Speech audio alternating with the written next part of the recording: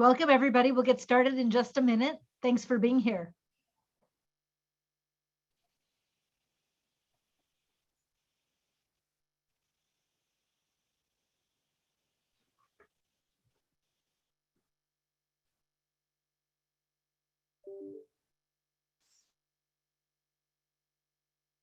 All right, I think we will go ahead and get started.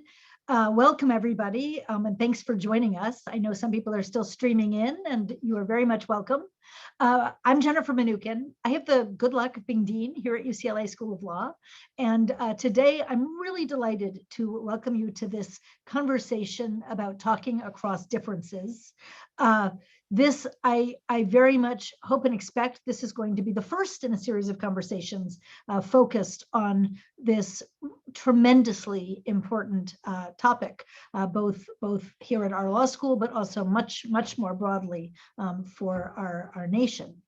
Before we begin, I do want to acknowledge that UCLA School of Law sits on the traditional, ancestral, and unceded territory of the Gabrielino Tongva peoples. We're members of a land-grant institution, and we at UCLA pay our respects to our ancestors, elders, and relatives, past, present, and emerging. So we all know that we are living in quite a polarized moment. We've all experienced this, and to say that is to say, something that has become almost a truism at this point. We know that political and ideological differences have created, big divides and what feel like sometimes insurmountable divides. And so it raises real questions of what we do with that. How do we find spaces in which to engage across difference? Should we find spaces to engage across difference? And if so, what does that look like? How do we do that? How do we hold on to ourselves in the face of engaging with others who may think very, very differently from us? I think this is an incredibly important question and issue for us as citizens and for us as lawyers. I think that to be able to engage across and to learn from those with whom we disagree is an important dimension of being an effective advocate and being a thoughtful citizen participant. That doesn't mean you have to change your own beliefs or agree with those with whom you're talking, but finding ways to engage across feels like something that feels especially hard right now. And so that's the place from which I'm really excited and delighted to be engaging in this important conversation. And I also want and hope this will be the beginning of some other opportunities to talk about and to engage across. Today's featured guest, I just could not be more pleased to have her to help inaugurate this series of conversations. Mónica Guzmán is the author of the new book, I Never Thought of It That Way, How to Have Fearlessly Curious Conversations in Dangerously Divided Times. I've got my own copy here, and and so does she. And I've really enjoyed reading it and learning from it, and I'm delighted to have her with us. Mónica is a journalist, and she's the director of digital and storytelling at the Seattle-based organization Braver Angels. So Mónica, thank you so much for joining us today, and welcome. Oh, thank you so much for having me. And just a quick note, Braver Angels is a nationwide organization. I'm based in Seattle, but Braver Angels is all over the map, which is kind of cool. Good. That's even better. As we get started, I'm going to ask Mónica some questions. We'll be engaged in conversation, but there's also a Q&A open to you, and I will definitely include some of the questions that you want to ask. So please feel free to submit your questions there. Mónica, I'd love to start by just having you introduce yourself a little bit more, telling us a little bit more about yourself and where this project and this interest came from. So yes, first of all, so excited to be here with y'all today, and so excited that you are leaning into this topic. It's a big one for our world for all the reasons that you already mentioned. So you mentioned that I've been a journalist for a while, my entire career, and what drew me to journalism was this sense that to understand our world, we have to understand each other. People are all so different. We're bottomless mysteries, and we come at the experiences of our world with completely different perspectives. And that's how we build a society, is understanding them, understanding the trade-offs, what's at stake for who, when, and trying to find a balance in all of those differences. It's a marvel that we've made it this far, and would be a real tragedy if we couldn't go much farther. So when I think of that mission to help people understand each other, storytelling is a big part of that. And so as I was doing my journalism, everything seemed to be going great until, boy, like something in the last decade started to just get really rough and really, really raw when it came to the trust that people had in each other, the attitudes that they had toward each other. I've since learned that that's called affective polarization. Affective polarization is the kind of polarization that happens because of how people feel about each other, not because of the actual ideological disagreements that might justify or underpin that division rationally. So as lawyers, I'm sure we all appreciate logic and reason. And affective polarization, so much of our divide and how we feel about each other is not based on rational disagreement. It's based on feelings. So then you go, what happened there? Where did the trust break? And I sensed as a journalist that I needed to step out of pure storytelling and work on the fact that my stories just weren't reaching across a wide swath of people anymore, because we had all become so fractured that it was almost impossible to hold spaces for all stories to be heard. And I wanted to work on that. So I started writing this book. The other thing I'll say about me that ends up being very relevant is there is a personal angle for me on this, a very strong one, which is that I'm a liberal who voted for Biden and before that for Hillary Clinton. And my parents are Mexican immigrants who voted very enthusiastically and twice for Donald Trump. The conversations that they and I have had since they outed themselves as Republicans when we became American citizens in the year 2000 have been intense, to say the least, but we've been able to understand each other. And contrasting our conversations with this sense of impossibility in the world about seeing each other through differences really made me say, I think I got to tell some of these stories, and I think I've got to go learn from other folks and see what I can put out into the world. Wow. Well, thank you. And thank you for both sharing, the intellectual journey that brought you to this project, as well as the personal dimension and the personal story. I'd love to ask you a little bit more, to share with us a few of the tools that you have found most effective, both personally, right, where you also have, for better and worse, a deep relationship and a reason to try to make it work, but also in other settings. Where do we begin? What about somebody who sort of feels like they're not thrilled with the way that people are operating within silos, but doesn't know what to do next? Where would you steer them?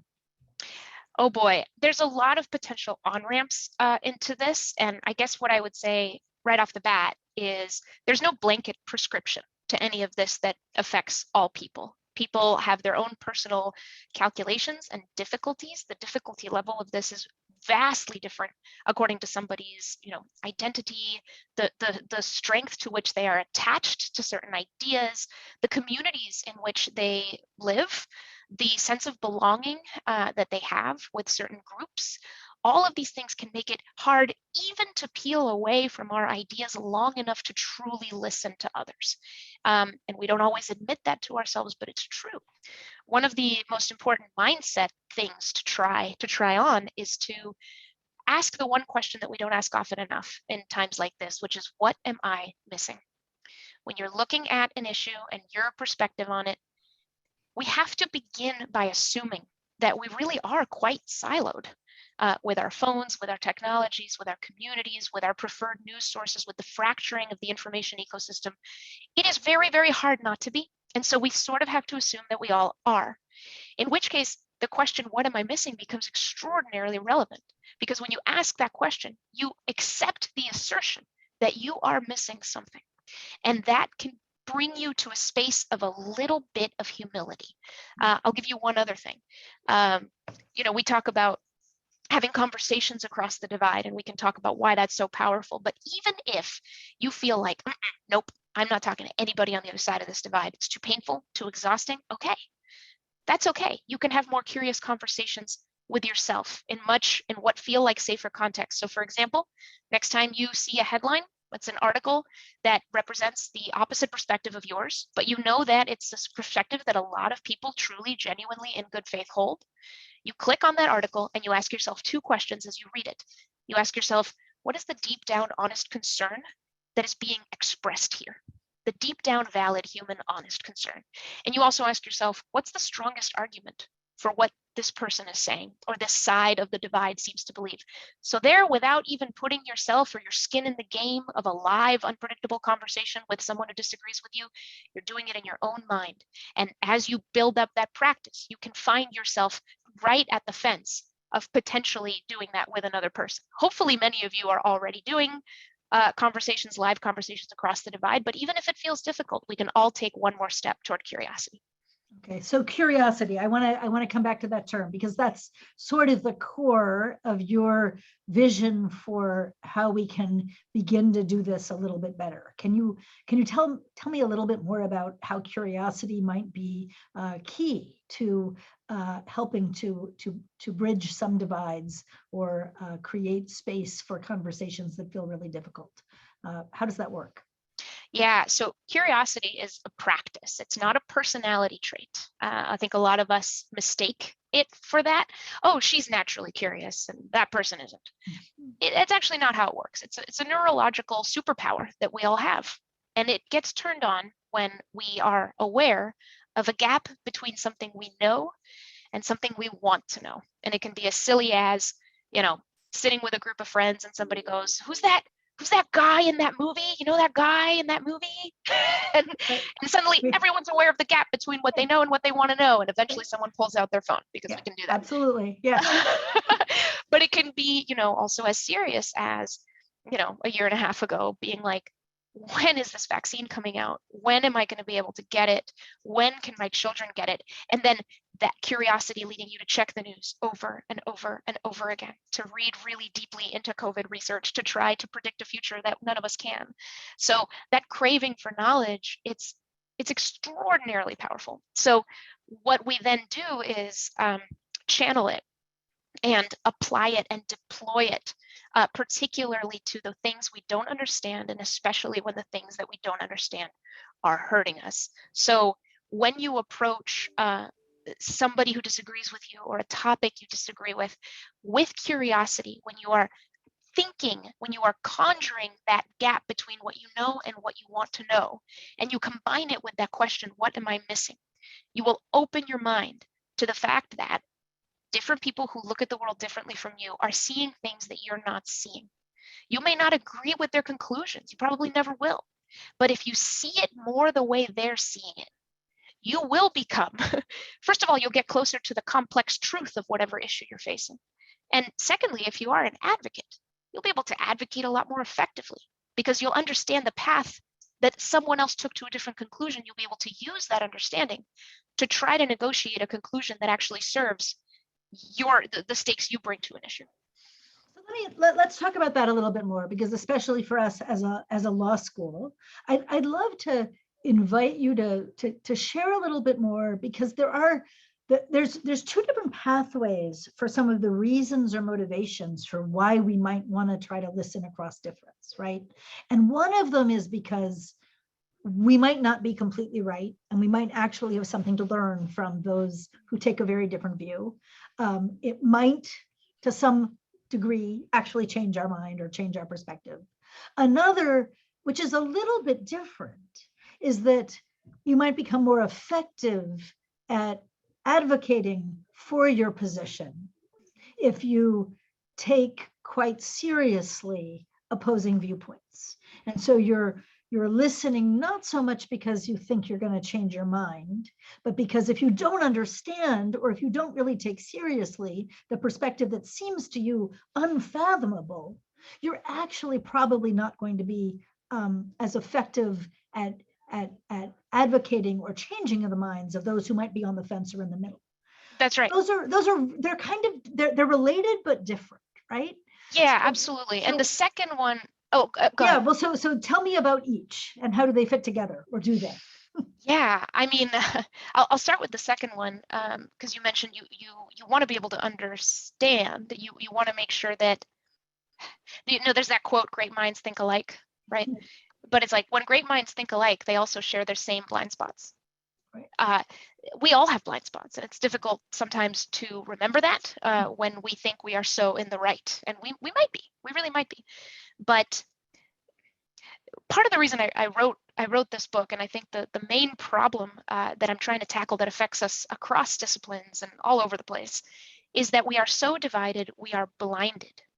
So when you allow your confidence that your side is right to combine with this feeling that the other side is not just incorrect or wrong, but wrong on a deeper level. I don't want to associate with them. I don't want to learn from them. I don't want to talk to them. What you're doing is blinding yourself to legitimate paths people take to other perspectives. So that's the thing to really be cautious about, is that there's so much fear and concern about each other. There's so much distrust and suspicion that we use it to justify disengagement to such a degree that we lose the whole point of a liberal democracy. Which really is, we need these ideas to meld and mend.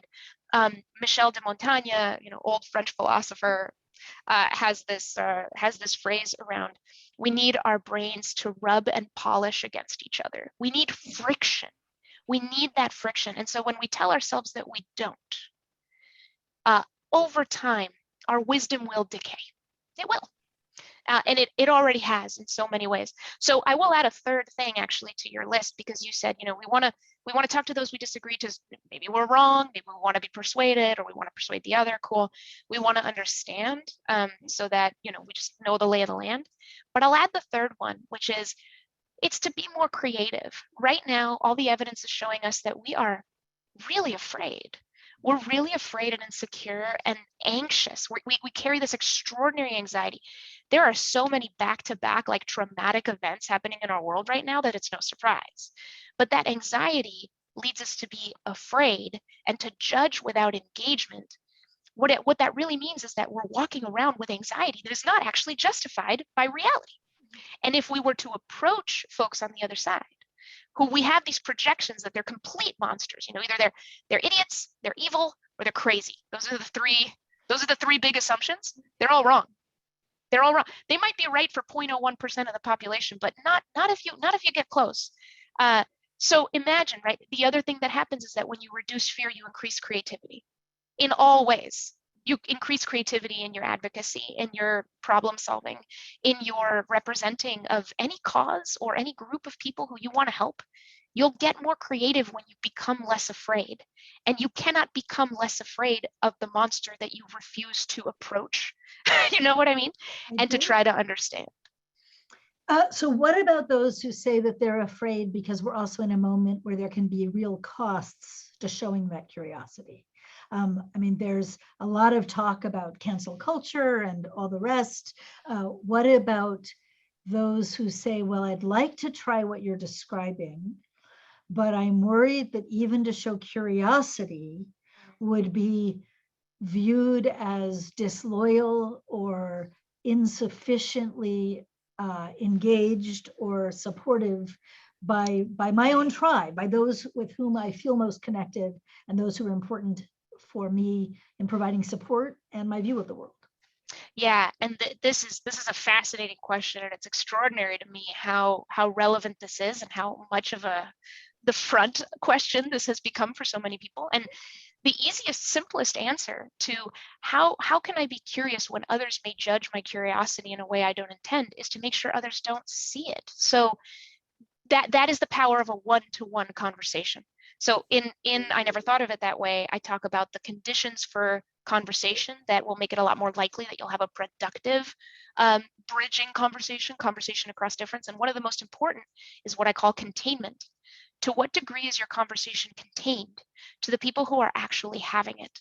The less contained a conversation, the less honest it can be, the less open people can be. So you're afraid that others will see your conversation and say, oh no, she's abandoning our side. She's fraternizing with the enemy.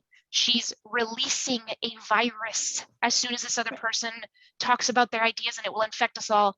Well, not if there's no one else there to hear it. If it's one-to-one, and then you might think, well, one-to-one conversations, how useful are those? They're extraordinarily useful. These days, I think because we're so used to thinking the ways our computers do, we think that things that don't happen at scale are not worth doing. Just the opposite is true here. It's the fact that we have stopped having one-to-one conversations where we can be extraordinarily candid, where we have a chance of building the kind of trust that it takes to release even our sort of dark thoughts so that they can be experimented with. We've lost the ability to do that. We literally spent 2 years, afraid that we would kill each other if we got together. It's been tough, but that actually is what it takes. So use containment, do the one-to-one, and the only person who can judge you is yourself. The only person who could get infected by a bad idea is you. And are you really that vulnerable? If a really bad idea and you hear it in the course of one conversation, it is not going to change your mind just like that. It won't. It's okay.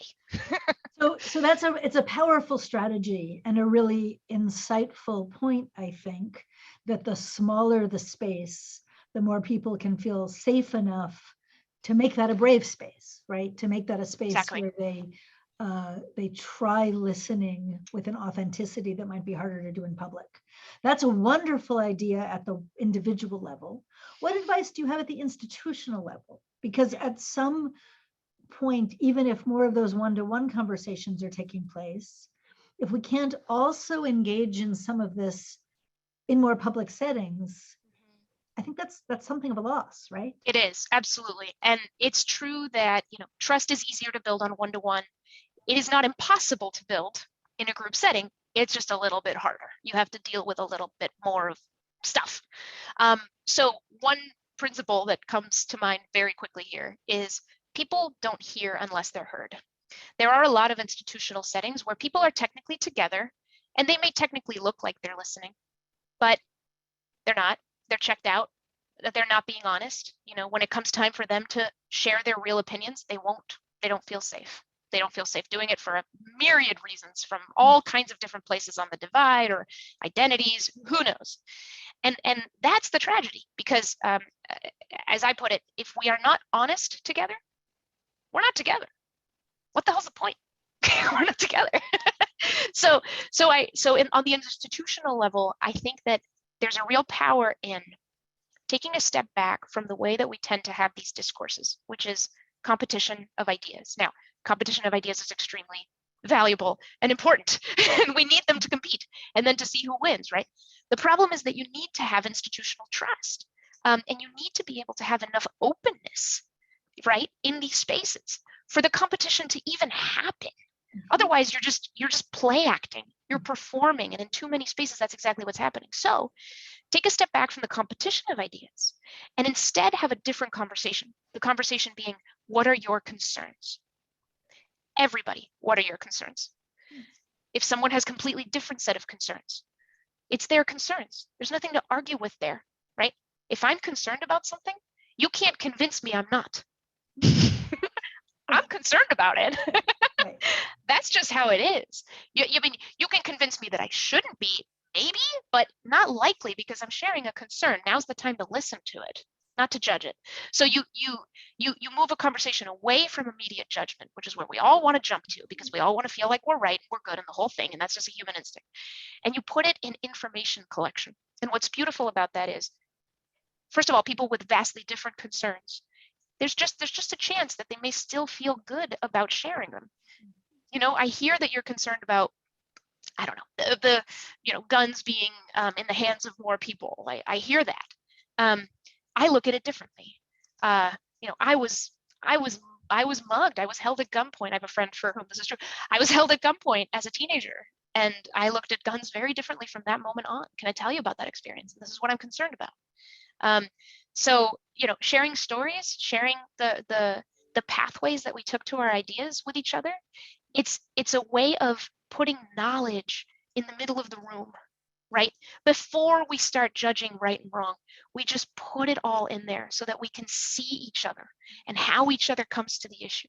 And at that point, whatever conversation or competition of ideas we have after that will be a lot more honest and a lot more diverse. Great, that's helpful. That's really helpful. Thank you. Now, what if you're trying to have a curious conversation and you just hit a roadblock? You hit a place where you feel like you're in good faith trying to do that, and you just can feel that both of you are kind of putting your hands on your hips and not actually listening. Are there any tools to change your approach to get more out of that interaction? Oh yeah, no, there's several, and there's many ways that you can get to that. I'll mention a couple. One thing to definitely look out for is repetition. So you know that you are stuck too much in the level of reason and that you are just hitting walls with each other when you sense yourself beginning to repeat what you've already said. Except this time you're more angry and more frustrated. Well, it's like I said before, it's this, this, this. And the other person goes, well, yeah, and it's that, and you find fresh ways to basically repeat yourselves to each other. All you're doing is escalating the tension. You're going to spiral that out of control. You're not productive at that point. So what you can do again is is change the question. Get out of the realm of my reason versus your reason and into the realm of story. Tell me about a time when this issue was important to you. Oh my gosh, well, that you're talking about mental health issues in the country. It's like, well, gosh, yeah, my aunt, this thing happened with her and our family didn't know what to do. Oh, okay. The really cool thing in a conversation that happens when you begin sharing stories, and I wonder if we can all kind of almost like remember what happens to our bodies, as you begin listening to someone else telling a story, you sort of calm down and you begin to picture what it is they're saying. And the pictures go into your mind and begin to build something, an experience that you can trace. So it's a lovely way to hit the brakes on the tension of the competition of reasons so that you can just experience what it's like to be someone else going through something different. And then when you come back to the reasons, you'll look at it a different way and you might find an angle you didn't see before and you might come in more creative. The other one that I'll mention that, places that you can get stuck is just emotion. Someone's just really upset. Now, we tend to think of emotion as a sign that a conversation has failed, heat, if you will, like anger, lots of anger. But as I like to say, heat in a conversation is great as long as it's cooking something, not burning something. So in my conversations with my parents, you betcha we yell at the top of our lungs to each other. Now that's a family thing, right? That's just, we're okay with that.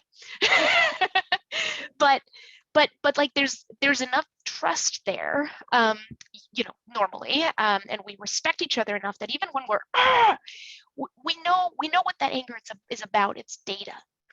The author Valerie Kaur says that anger is a force that protects that which is loved. So a really wonderful way to address anger is instead of allowing it to come into you and want you to defend yourself against whatever the anger is protecting on the other side, get curious about the protection. Wow, I didn't realize this mattered to you that much.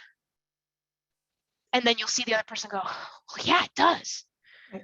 Well, when did you realize this was really gonna be something you cared a lot about? Well, I'm thinking of someone that I talked to in a rural part of the country, who said it was when I watched the Brett Kavanaugh hearings.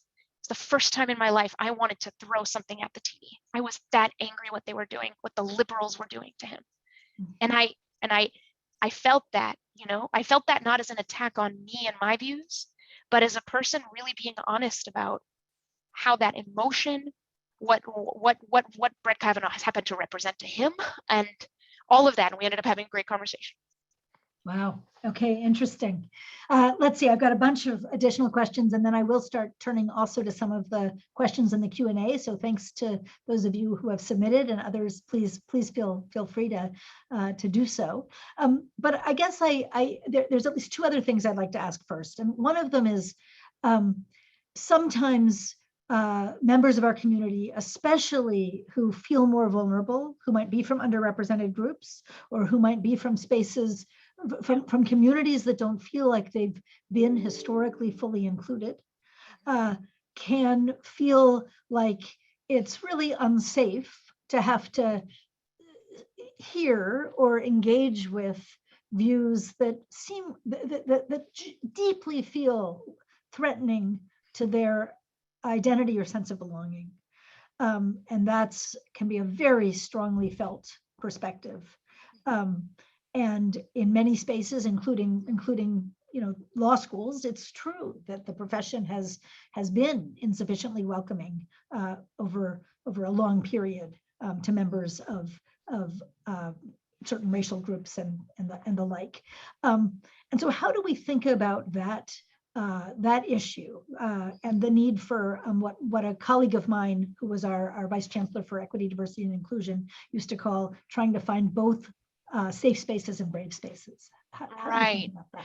Exactly. Well, I mean, I'll begin by going back to what I said before. There's no blanket prescription, and this is a personal choice. And to the extent that people feel this pressure, oh no, like now I'm expected to go talk to a Nazi tomorrow. Like, no, nope, no one's asking that. That's not a thing. We're talking about small steps. I think of it as, some people's circle is here, circle of comfort, I suppose. Some people it's way out here, and they're already meeting all kinds of different people. The ask here is only to go to your edge and push it. Whatever your edge happens to be is enough. One bit more curious, one more question before you share an opinion, one more, conversation you wouldn't have engaged with because you're just a little too afraid that you would. So yeah, I mean, folks who feel extraordinarily unseen every day of their lives, it's going to be a little bit tougher, right, to go and do the seeing. But I'll bring up a story and then I'll bring up a paradox. Maybe some folks have already heard of a man named Daryl Davis. So Daryl Davis is a Black man, a blues musician, and he has a collection of Ku Klux Klan robes. And this collection came from the hundreds of former members of the Ku Klux Klan who he has single-handedly defrocked, basically, by asking this radical and radically true question. How can you hate me if you don't even know me? How can you hate me if you don't even know me? So for Daryl, that question just kind of sat in him and gave him a lot of courage. Okay, so these people hate Black people. They hate my group. Okay, but they don't even know me. Right. So marvelous, miraculous things happened that we think are impossible. He just talked to them, started listening to them. Can we all do this? No, right? But thank goodness someone did, because now there's 200 fewer Ku Klux Klan members.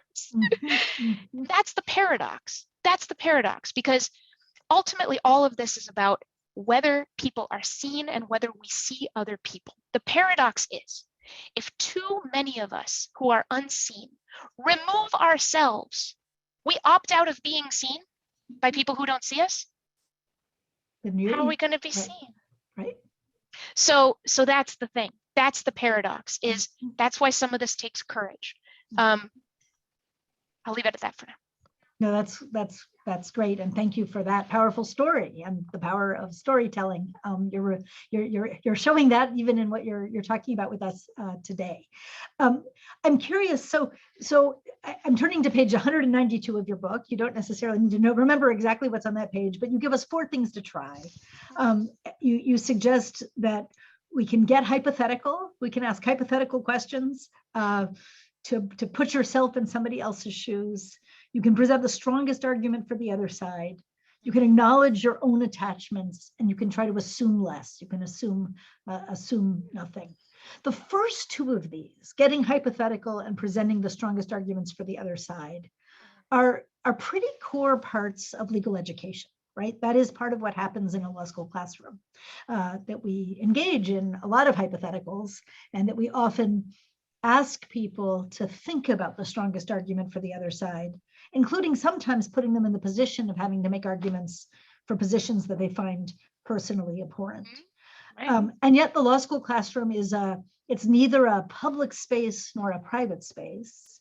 And so I guess I'm wondering if you can talk at all about thinking about your lessons and these dynamics for the classroom setting, and what we can take from your perspective for what you do. Yeah, I mean, I'll doing a lot of quotes today for some reason, but my favorite philosopher is Ralph Waldo Emerson, and he writes that nothing is at last sacred but the integrity of your own mind. And it's worth reflecting on, and I have. the fact that nobody can peer into our minds and judge what's going on in there unless we say something or do something. Nobody can even see inside that lockbox of our own minds. And what that allows for is it allows us to have the bright thoughts and the dark thoughts. It allows us to take the dark thoughts out for a dance. And as a way of exploring truth fully and deeply for ourselves.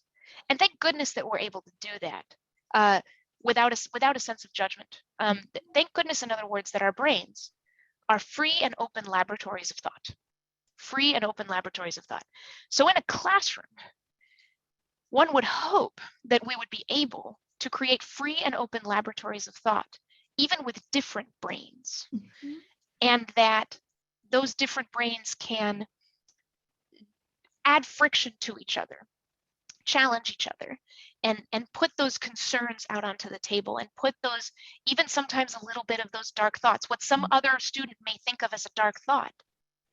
None of us have not had dark thoughts. So can we, for the sake of a collective search for truth and a collective education that is active, can we accept some of that into the space so that it makes us sharper? I think almost of like a pencil sharpening, right? There's friction. It's like you know, to get to the point, you have to go in there and just grind. So yeah, I mean, I suppose it's a philosophical answer to your question, but to me, it's like, if this society is going to make the most of the extraordinary human capacity that we have, we absolutely need some spaces where we can feel like we are in a laboratory, not a place where we're going to be held to what we, you know, said forever and ever, but rather where we allow ourselves to vulnerably think out loud with each other. And I think that if we don't have spaces like that, and classroom is a perfect candidate, we are going to seriously limit our ability to think together at all, Right. And to have societies that thrive. But feel free to ask me more concrete questions on that. No, that's great. That's and maybe we'll get some in the Q&A. But I mean, the law school classroom is a space where, I mean, I think it's structured that way by design, but that also can feel painful at times too. It can, and it's almost, you know, I would say like that's sort of a function of the time we're in. You know, may you always live in interesting times, being that curse. We sure do, don't we? And we do. No we are carrying that pain everywhere we go. I think this is my opinion, you know, that the wrong step to take would be to try to reduce that pain at all costs. Right. This is what the world is calling us to do, is to go through this pain so that we can grow. And again, that's a lot to ask each individual person. Thank goodness we're not just individual people. We are organizations, and we are classrooms, and we are friends, I hope. You know? Yes. And we are relatives, and we do have some bonds upon which we can build trust, so that we can teach each other from our different vantage points what this world is actually amounting to. That's great. I'm going to start turning to some of the questions that we're getting, and we have a couple that are about biases and the role of biases, both implicit bias that we may not be aware of, and potentially explicit bias, where we might have biases against either perspectives or people or the like. How do we think about bias in relationship to what you're asking? And is part of the goal to become more aware of those biases, or to check them, or how does bias fit into your story? Yeah, I mean, bias is everywhere. So the way that I write about bias is assumptions. So since the book is focused on curiosity and the power of curiosity, the archvillain of curiosity is certainty. When you think you know, you won't think to ask. Every conclusion we draw too quickly kills 100 possible questions that could have made us smarter, but we decided not to ask them because we think we know. Mm-hmm. Assumptions are answers we've accepted without even asking the question. Assumptions are certainty in another form, and biases are assumptions in another form. So our biases about other people is when we've already decided what we're going to learn from them, or what they're about, or how worthy they are. And, we take these assumptions from whatever signals we're getting in our silos or whatever judgments we've made. But at the end of the day, you still have a person in front of you. And there is always going to be something about that person that you don't mean. I mean, it's absurd that we have to say this, right? There's something about that person you don't know. Right. Duh. That's right. Every time. Every time. So yes, bias applies, assumptions infect and kill our curiosity at every turn, right? And I'll say this, there being in media for a long time, I have sort of like a who's on stage version of media. There's a lot of things that are important to the world at the same time, but only a couple things that can fit on stage at once at any given time, right? So depending on who you are, what community you're in, and what is going on in your media silos, for you, certain kinds of biases and oppression sort of matter more than others, right? So like race and gender, it's like really big, right? But we also have ideological biases. We have all kinds of biases. Speaking from the liberal, coastal, urban, there's a lot of biases around rural. There's a lot of biases around conservative. So there's a lot of biases around young and old. There's a lot of biases around generations. These are all happening all at the same time. We just can't put them all on stage at the same time. But yes, what we do is becoming aware of the biases, checking the biases, I think is ultimately the most important. And in the book, I talk about we all have a little assumptions assistant. The little devil on our shoulder is our assumptions assistant. We walk up to somebody, we see someone on Twitter, whatever, we grab their signals and we know everything we already need to know. And that assumption assistant is whispering, here's what's up, here's what you need to be careful of. And with all of these, we have to be foolish enough not to listen.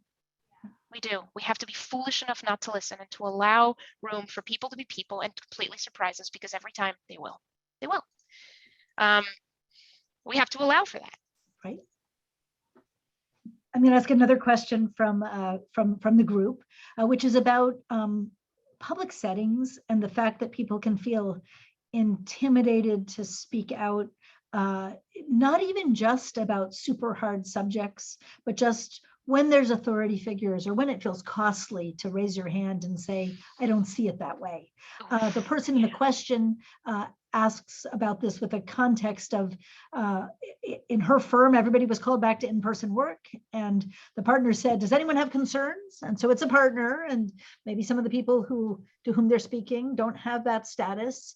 And the questioner did speak up, raised her hand, and expressed herself, but everyone else stayed silent. So it looked like she was the only one. Right. And then privately afterwards, a number of people said to her, oh, I agree. Thank you so much for saying something.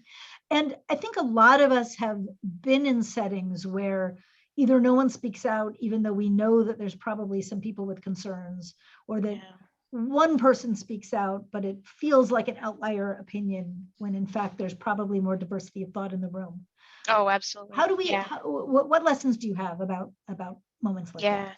Well, first I'll put myself in the position of the leader or the authority figure in that room. I think that all good leadership, is ultimately about bringing the best out in people and making sure that our contexts are honest. So if some leader is saying, anyone have any concerns, but is saying it in a way or has cultivated a context where it's very clear that no one had better say anything, then that's on them. Hopefully leaders can accept some obligation and responsibility there, that you're being disingenuous and not running a great organization if you say that you want concerns, but with everything you're not saying, you're communicating that you don't want that. Right. But I guess the bigger and tougher thing is if you are the one voicing a concern and you're the only one, that is a very risky place to be. And sometimes you may decide you can't do it in the open forum, and so you need containment, and so you will go and find that person later, and that's a perfectly valid that's a perfectly valid position. You do take on some risk by doing that. So just to give a couple other sort of language cues for this that can help. You gave one already yourself. Sometimes we think that we are boldest and strongest when we say I disagree. It is a very bold and strong way to counteract someone, but if there's distrust or a lot of disagreement, a frankly more effective way is precisely what you said. I see it differently. I see it differently is a lot less threatening. I come at this differently. And then look for buy-in. I come at this differently. Can I share what I mean? And then the leader goes, yes, go ahead. And then faces turn toward you And they don't think, uh-oh, she's a pariah, she's about to get burned. No, they go, oh, what does she have to say? Right? And then what you do is you switch to the level of story. So instead of immediately saying your opinion, I disagree, I think this is a bad idea. I see it differently. Can I share what I mean? Yeah. Well, the last time that the last case that we did, this happened. It was very, very similar. And we took this tack. And what I remember is that this other thing happened. I'm concerned that we're walking into the same situation and we're making a bad call. And then people go, I'm concerned about that too. It's easier for people to say that they share a concern than that they agree with your countering opinion. Interesting, right? So that's a framing difference that can shape people in a small to medium-sized group's willingness to hear and engage or chime in. Yep. So creating space for that, and non-threatening, and also as a participant. Yeah, and non-threatening ways to just get more material out there about what people are really thinking. That's the goal. Right. That's great. I'm curious how social media plays into this and what you think about the spaces that are public or near public, like Twitter and Facebook and the like, and how that plays into what's created at least our perception of increased polarization. I mean, I share that perception, and whether that's part of the story and what we can do with that. Oh, it absolutely is. I think that in a lot of ways we find ourselves where we are because by volume, most of our discourse happens on these platforms, by sheer number of words and opinions shared and out there, right? In scripts, so much of it seems to be scripts that people follow and that we start to anticipate and assume. Someone on Twitter says A, what they really mean is Z, they're an evil, and then we elevate the ugliest stuff, and then it starts to feel representative of the whole, and all of these things. I mean, the real tragedy for me is, having been a technology columnist for many years, the promise that we all saw in the late aughts around social media is not false. Social media is both the most efficient way to divide ourselves and the most efficient way to come together. So if you wanted to, you could use social media as an extraordinary way to listen to different communities who are very different from you. I mean, so many of them are having conversations out in the open, or, other kinds of more garden type spaces, but different communities over time, when they're siloed, really do create different languages. And part of what makes it so hard to understand each other is that we speak all these different languages, but we don't know it. We think we're all speaking, well, when we're speaking English, we think we're all speaking English. We're not. We're speaking liberal English, conservative English, rural English, urban English. We're speaking like different, racial and ethnic group English. And then we come together and it's a Tower of Babel because somebody said a word that to somebody else is like the worst, but they don't know that it wasn't intended that way. And so, then everything just blows up. So yeah, social media has just thrown us all together with very little awareness of the impact and the effect of being so constrained in our communication toolbox. We've got text, we've got the occasional photograph and emoji, and somehow we're supposed to talk about the biggest issues of our time. It's also easier to amplify and to be more intensely opposed when it's in a space like that than a one-to-one conversation or even a small group, right? I mean, it's easier to just tear someone down without creating the kind of space for curiosity. Absolutely. A platform.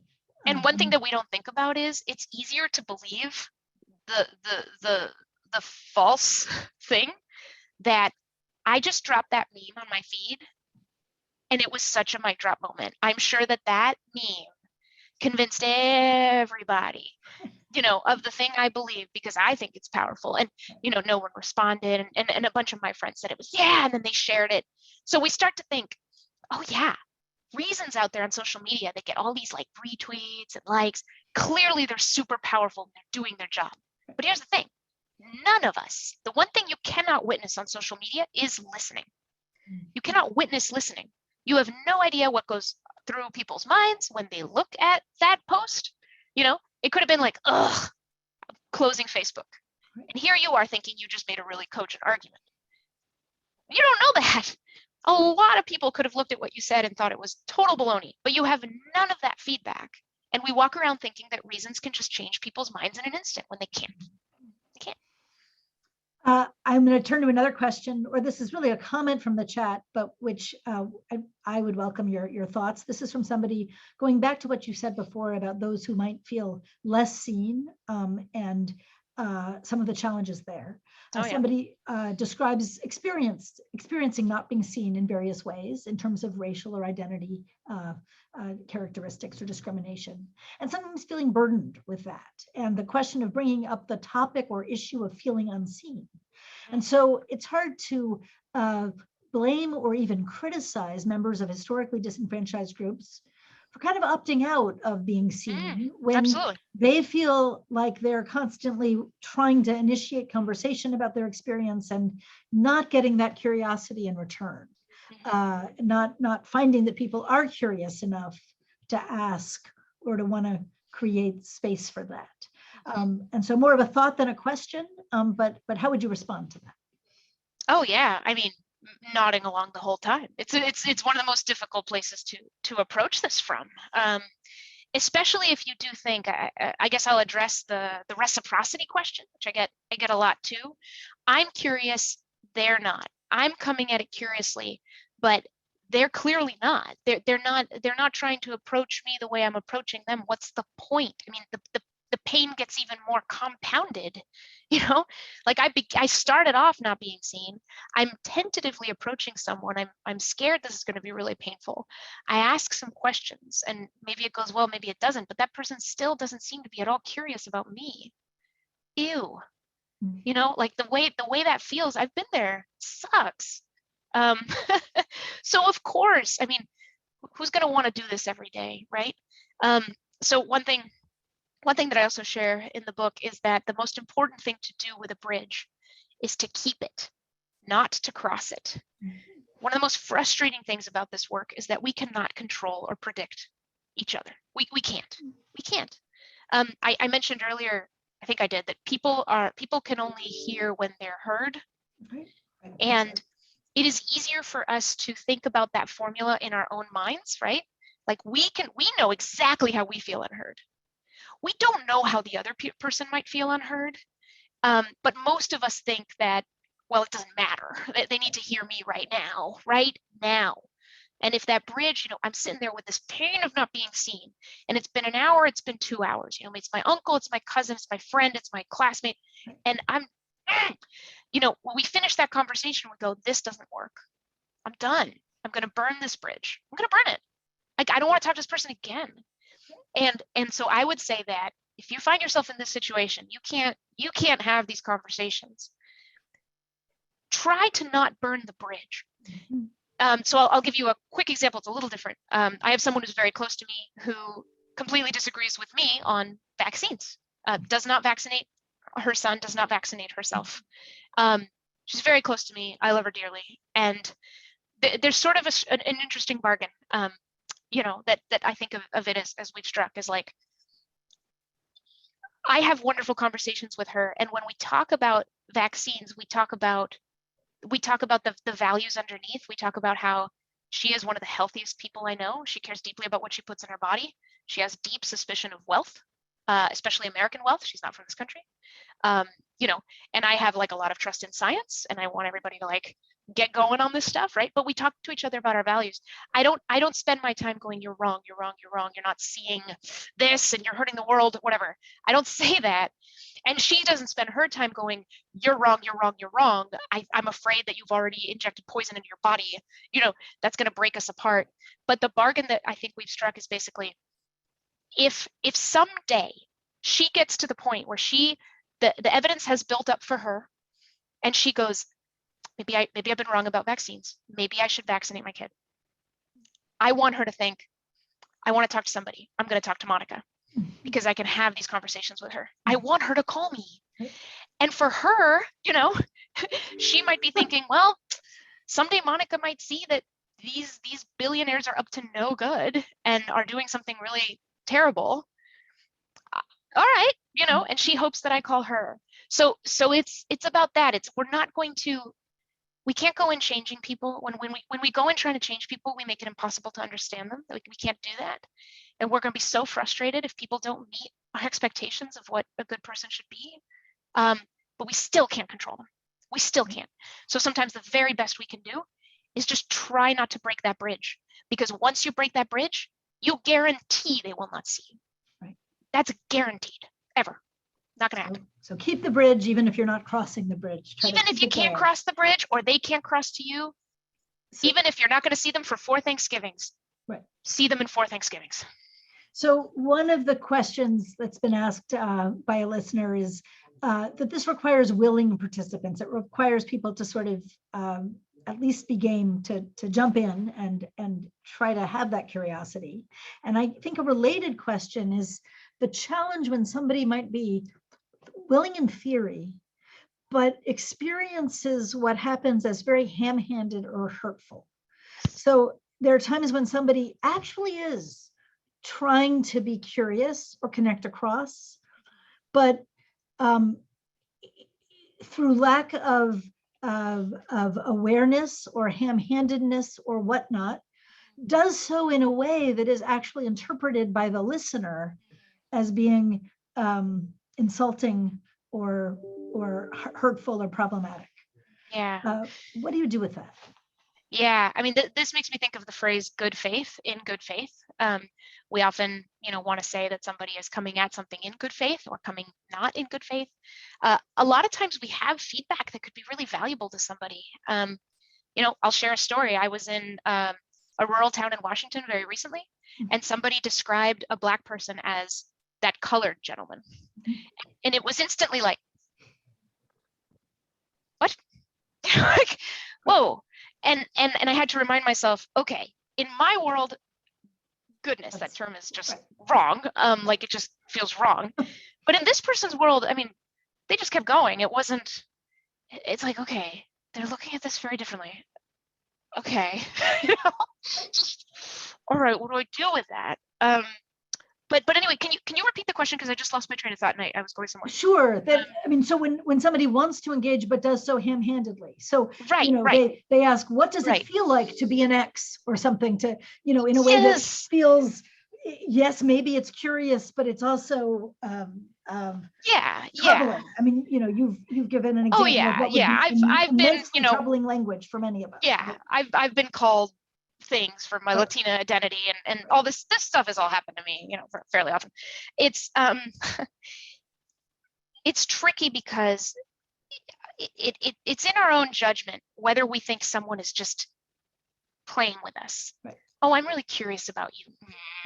Right. What I'm really here to do is demean you in the guise of curiosity. That kind of voyeurism happens a lot. and again, it happens in surprising places. I've heard from a lot of conservatives I talk to feel that many liberals who come to them under the guise of curiosity are really just going to the zoo and writing about these horrible people. And I'm just trying to understand why you think that. Why do you think that? How could you? So there's that. But there's the ham-handedness where people use the wrong words. And I think that because of what I said before, where siloed communities that are no longer providing friction to each other, ham-handedness will only increase the longer that we stay disengaged with each other. And it will only increase naturally because we're not in trusted spaces sharing the way that our language is evolving to meet our values. We're not doing it. Mm-hmm. So in other words, increasingly the ham-handedness is kind of natural and hard to blame on some people. The more that we don't allow ourselves to interact and be seen. So we're going to have to make that call. Is this person being in bad faith? Like they've got something in their hearts and I've just seen a slip up and it's showing me that their deep, dark heart? Or is this just someone who really doesn't have any experience with people like me? And do I need to give some grace. And then the harder thing, can I give feedback? Can I give that feedback? You know, and there are ways to give that feedback, you know, as that conversation wind down. By the way, just want to let you know, back during that conversation, you use this word or use this phrase. You know, I just want to let you know how that landed with me, just for your information, how that landed with me. Chances are, if you had a good enough conversation, the last thing that person wants is to not know that something they said hurt you. But it's so hard in most contexts to be able to give that feedback. When we can, it makes a huge difference. This is how we begin to repair what's been broken. Well, you've given us a lot to think about and a lot of tools. We're about out of time, but I want to conclude with just: are you left with? Do you have hope? Is there? Do you think that we can use these tools and create spaces that allow us to create the bridges, if not necessarily cross them? And do you have any last words for us as we think about how to reflect upon and implement some of what you're describing? Yeah, I have tons of hope. And when I feel most hopeful is when I have one-on-one conversations with people. I have talked to members of Congress. I have talked to people high up in the media. I have talked to regular folks across the country of all political stripes. And I got to tell you, we all agree this sucks. We all agree something's broken. And that's what makes me most hopeful, is at the end of the day, it's all people. Our institutions are extremely important. Our norms are extremely important. You know, our groups are extremely important. But at the end of the day, when two people come together, those are the two people that matter, and they have this extraordinary opportunity to share their experiences and learn from each other. And the more that we do that, the more valuable we'll see that it is to keep doing it. And so even that one conversation that's one-on-one, you may think it doesn't amount to much. It adds a lot. It adds a lot. So I think that all this feels harder than it is. It feels much harder on than that it is. optimistic note, I want to thank you so much for this conversation, for this one-on-one conversation, albeit in a relatively public setting. But thank you for writing this book and for encouraging us to create space for these conversations, and for giving us a really concrete toolkit that we can bring to bear in our own lives. Thank you for your work, and thank you for being with us today. Thank you for having me. This was wonderful. And thanks to our audience for listening, and apologies for the questions that we couldn't get to. But thank you so much to Mónica Guzmán for being here. Take care, everybody.